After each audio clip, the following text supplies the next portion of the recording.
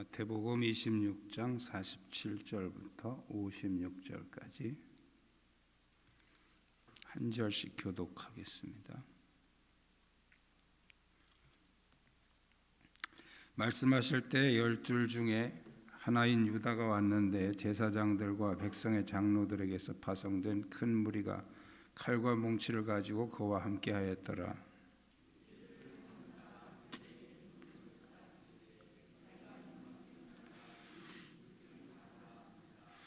곧 예수께 나와 랍비여 안녕하시옵나이까 하고 입을 맞추니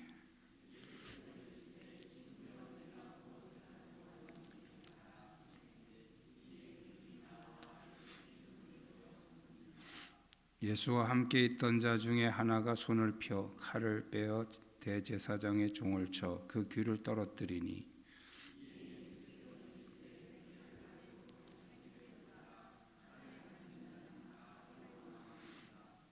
너는 내가 내 아버지께 구하여 지금 12군단 더 되는 천사를 보내시게 할 수 없는 줄로 아느냐.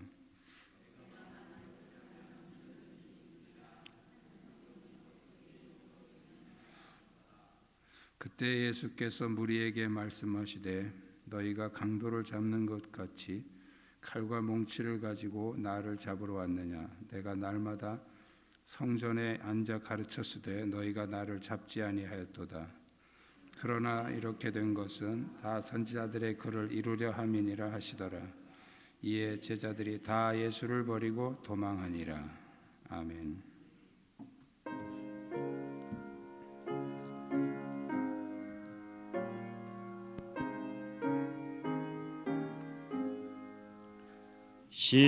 십자가를 질 수 있나 주가 물어보실 때 죽기까지 따르오리 성도 대답하였다.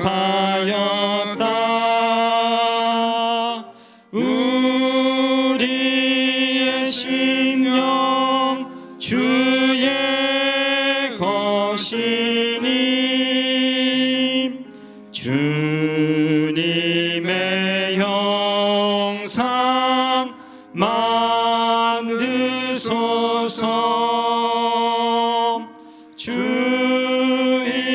인도 따라 살아갈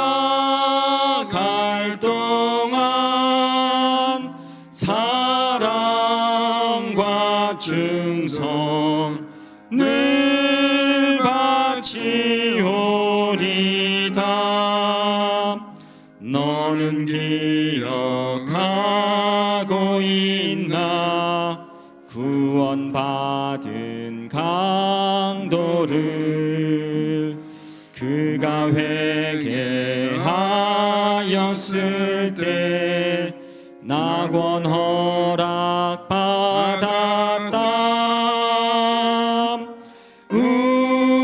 우리의 심령 주의 것이니 주님의 형상 만드소서. 주 인도 따라 살아갈 동안 사랑과 충성 늘 바치오리다. 걱정 근심 모든 그늘 너를 둘러 덮을 때 주께 내 영 맡기겠나. 최후 승리 믿으며 우리의 심령 주의 것이니 주님의 형상 만드소서.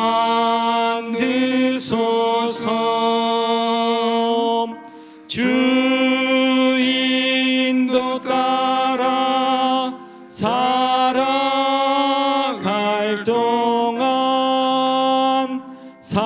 사랑과 충성 늘 바치오리다. 이런 일 다 할 수 있나 주가 물어보실 때 용감한 자 바울처럼 선뜻 대답하리라.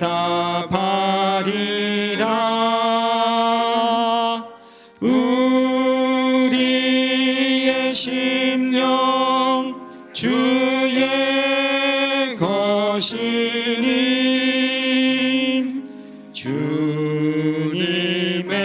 형상 만드소서. 주인도 따라 살아갈 동안 사랑과 충성 늘 바치오리다.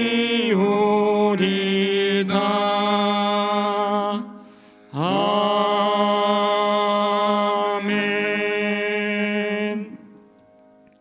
할렐루야. 주에 있는 분들과 서로 인사 나누시기 바랍니다.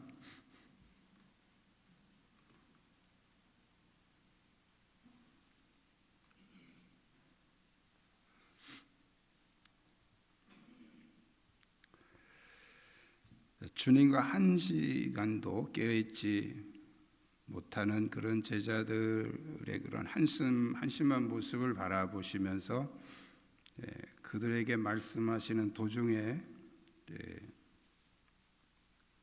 가룟 유다를 앞세운 유대인들이 예수님을 잡으려고 오는 장면이 오늘 47절에 기록되어 있습니다. 말씀하실 때에, 그래서 앞에 바로 앞에 예수님이 막 말씀하시고 있는데 그런 뜻이죠.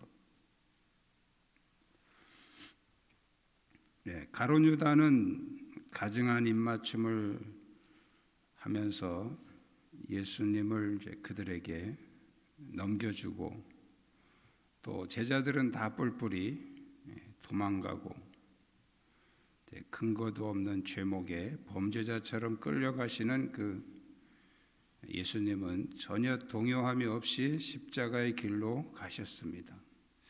오늘 본문의 행동에서 예수님은 바로 십자가는 이렇게 지는 것이다, 이런 강력한 메시지를 행동을 통해서 보여주시고 또 우리에게 모델을 삼아 주셨습니다. 오늘 주님의 모습을 통해서 우리가 어떻게 십자가의 길을 갈 수 있는지,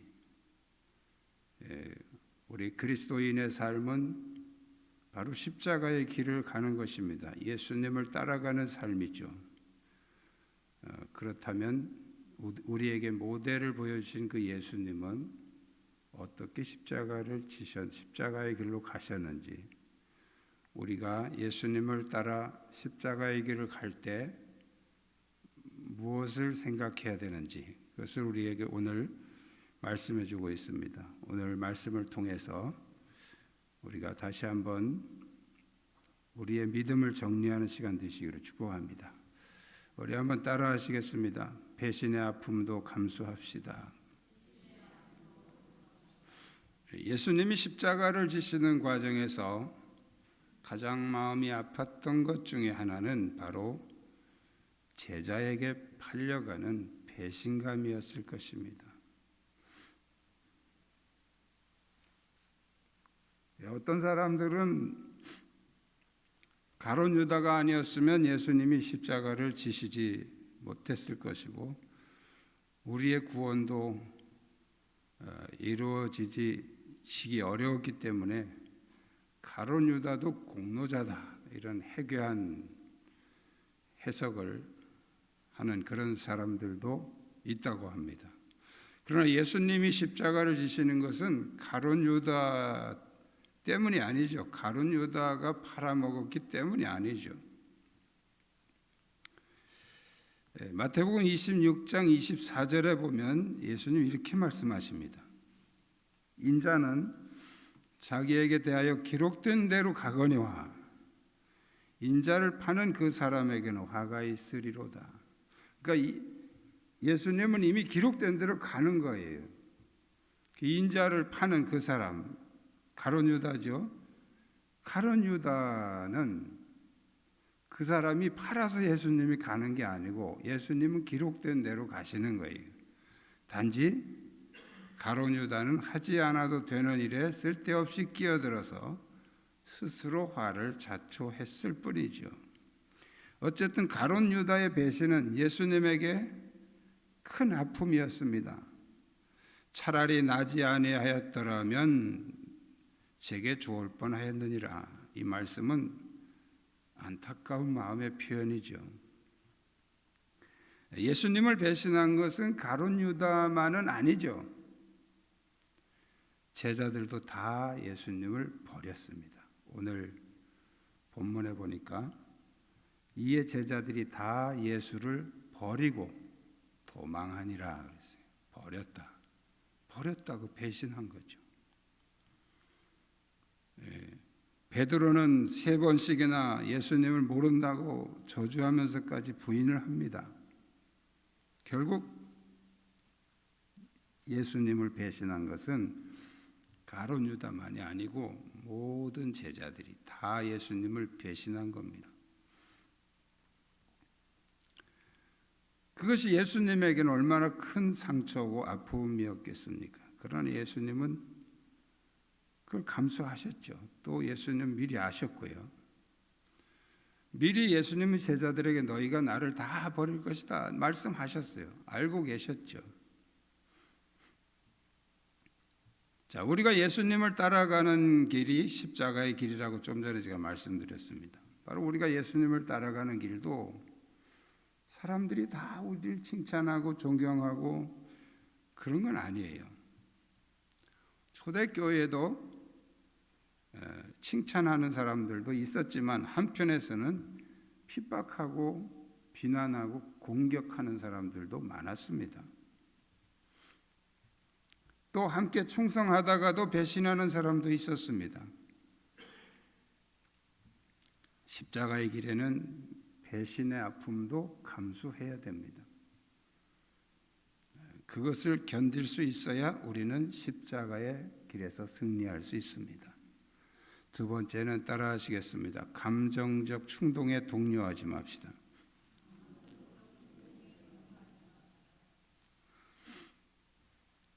배신자와는 정반대의 행동으로 예수님을 불편하게 해드린 제자가 있었죠. 바로 자기 감정대로 칼을 휘두른 제자입니다. 오늘 본문에는 어떤 제자 중에 하나가 이렇게 나와 있어요. 제자 중에 하나가. 그런데 요한복음에 보면 그 제자가 베드로라고 이렇게 지적을 하고 있습니다. 베드로는 가룟 유다의 배신의 키스와 존경하는 선생님이 잡혀가는 것에 대한 분노, 그리고 아무 힘없이 잡혀가시는 그 주님에 대한 연민의 감정이 폭발을 했습니다. 그래서 칼을 빼서 대제사장의 종의 귀를 쳤죠. 그의 행동은 일시적인 연민의 감정이었고 정의롭지 못한 행동이었습니다. 그는 가장 힘이 없고 만만해 보이는 제사장의 종의 귀를 쳤죠. 어쩌면 베드로는 다 주를 버릴지라도 또 주와 함께 죽을지언정 하고 자기가 이렇게 그 맹세했던 자신의 말을 기억하고 적어도 나는 다른 제자들과는 다르다. 그것을 행동으로 보여주려고 그렇게 했는지 모릅니다.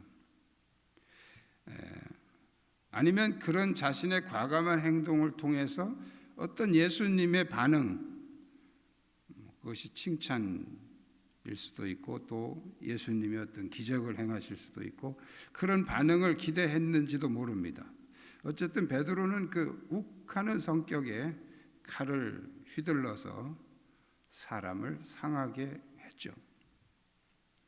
그러나 예수님은 전혀 동요하지 않으십니다. 베드로에게 오히려 일침을 가하시죠. 내 칼을 도로 칼집에 꽂으라. 칼을 가지는 자는 다 칼로 망하느니라. 이 말씀은 베드로에게만 하신 것은 아닙니다. 지금 자기를 잡으러 온 사람들에게도 동시에 하신 말씀이죠. 칼을 쓰고 폭력을 써서는 안 된다 하는 메시지를 전해주고 있는 것입니다. 십자가의 길을 가는 과정에는 이 가룟 유다 같은 배신자도 있지만 지나치게 연민의 감정으로 행동하는 그런 감정파들도 있습니다.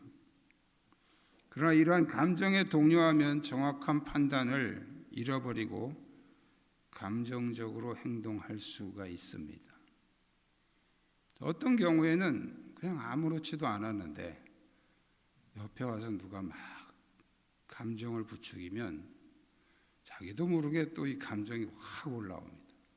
그래서 막 이렇게 함부로 말하거나 행동하는 그런 경우도 있죠.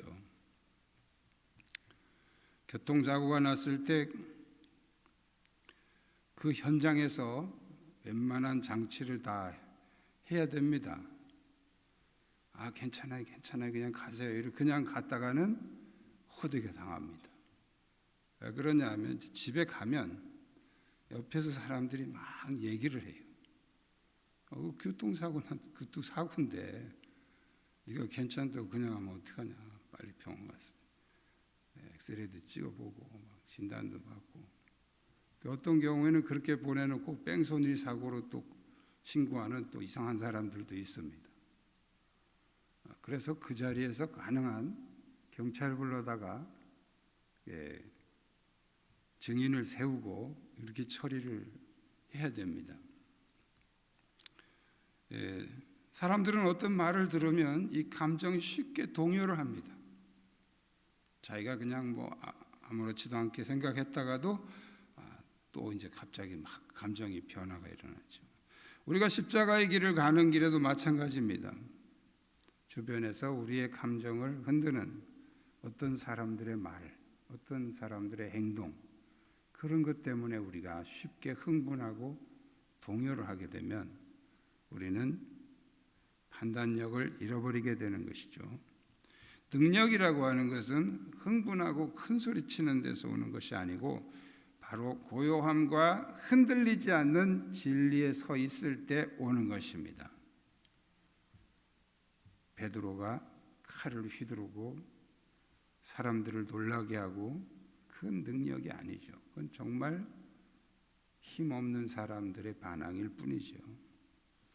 예수님은 그러한 상황에서도 전혀 동요하지 않으시고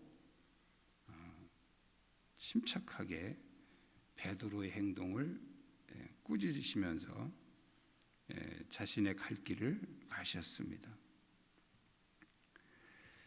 감정적인 충동에 동요하게 되면 우리는 진짜 중요한 것을 잃어버리게 되는 것이죠. 세 번째는 따라하시겠습니다. 하나님 말씀에 흔들리지 맙시다. 믿음이라고 하는 것은 나에게 이익이 되느냐 손해가 되느냐 아니면 나에게 편안하냐 아니면 힘드냐 그런 것에 기준을 두는 것이 아닙니다. 하나님이 어떻게 말씀하시느냐 거기에 기준을 두는 것이죠. 유다의 배신, 베드로의 충동적인 행동에도 동요 없이 예수님이 십자가의 길을 가신 것은 바로 오직 말씀을 성취하기 위함이었다. 오늘 예수님이 이렇게 말씀하시죠. 너는 내가 내 아버지께 구하여 지금 12군단 더 되는 천사를 보내시게 할 수 없는 줄로 아느냐? 내가 만일 그렇게 하면 이 일이 있으리라 한 성경이 어떻게 이루어지겠냐? 내가 지금 능력이 없어서 이렇게 끌려가는 줄 아느냐? 나는 지금 하나님의 말씀, 성경을 성취하는 과정이 있는 것이다. 그것을 말씀하고 있는 것이죠. 예수님의 모든 삶의 초점은 성경, 하나님 말씀, 선지자의 글에 맞춰져 있었습니다. 우리가 예수님을 믿고 따라간다는 것은 좋은 거, 편한 거, 유익한 거, 그걸 선택하는 것이 아니고 옳은 것을 선택하는 것입니다. 옳은 것은 때로 나에게 손해가 될 때도 있고 아픔이 될 때도 있습니다. 힘들고 어려울 때도 있죠. 이것은 예수님 말씀만이 아니고 그냥 사회생활 할 때도 옳은 것은 항상 어떤 나에게 부담이 됩니다. 편하고 좋은 것은 옳은 게 별로 없어요. 옳은 것은 항상 뭔가 나에게 부담이 되고 힘든 부분이 있는 것이죠. 하나님의 말씀은 우리가 좋아하는 것을 말씀하는 것이 아니라 옳은 것을 말씀하십니다. 그래서 옳은 것은 일시적으로 아플 때도 있고 힘들 때도 있습니다. 그러나 우리가 궁극적으로 옳은 것이 우리를 유익하게 하는 것입니다. 지금은 좀 힘든 일이 있을지라도 궁극적으로 끝에 가서 보면 옳은 것이 우리를 유익하게 하는 것이죠. 십자가는 고생하는 것을 말하는 것이 아닙니다. 그리스도인들이 오해하고 있는 게 있어요. 고생하면 다 십자가인 줄 알아요. 말씀을 이루어가는 과정에서 오는 어려움, 그게 십자가예요. 믿음을 지키기 위해서 오는 어려움, 그게 십자가예요. 그냥 고생한 게 다 십자가가 아니에요. 그러므로 우리가 걸어가는 이 십자가의 길에서 승리하려면 우리는 항상 하나님의 말씀에서 흔들리지 말아야 돼요. 하나님 말씀에서 흔들리면 안 됩니다. 그것이 바로 믿음입니다. 우리의 믿음의 모든 초점은 하나님 말씀에 정확하게 맞춰져 있어야 됩니다. 그리스도인의 행복은 많이 소유하고 많이 누리는 데서 오는 것이 아닙니다. 십자가의 길을 통해서 예수 그리스도의 생애와 그의 인격을 닮아가는 데서 오는 것이죠. 예수님의 인격을 닮아가려면 바로 오늘 본문에 예수님이 보여주신 모습처럼 배신의 아픔도 감수하고 감정적인 충동에도 동요하지 말고 말씀의 중심에 서서 흔들리지 않는 그런 십자가의 길을 가야 합니다. 여러분에게 이 믿음이 충만하시기를 축복합니다. 기도하시겠습니다. 하나님은 우리가 십자가의 길로 가기를 원하십니다. 주여, 배신의 아픔도 감수하며 감정적인 충동에 동요하지 않고 말씀에 흔들리지 않는 십자가의 길을 가게 하옵소서. 오늘 말씀 붙잡고 통성으로 기도하시겠습니다. 살아계신 역사하신 아버지, 오늘도 말씀으로 일깨워 주시니 감사합니다. 우리가 걸어가는 이 십자가의 길에 오직 주님의 발자취를 따라